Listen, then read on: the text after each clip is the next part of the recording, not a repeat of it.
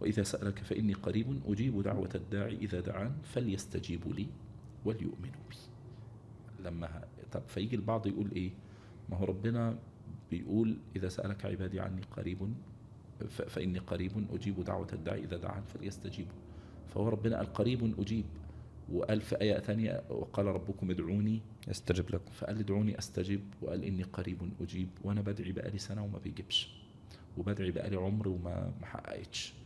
فابن عطاء الله السكندري حلها لك، يقول لك لا يكن تأخر أمد العطاء مع الإلحاح في الدعاء موجبا ليسك، فقد ضمن لك الإجابة.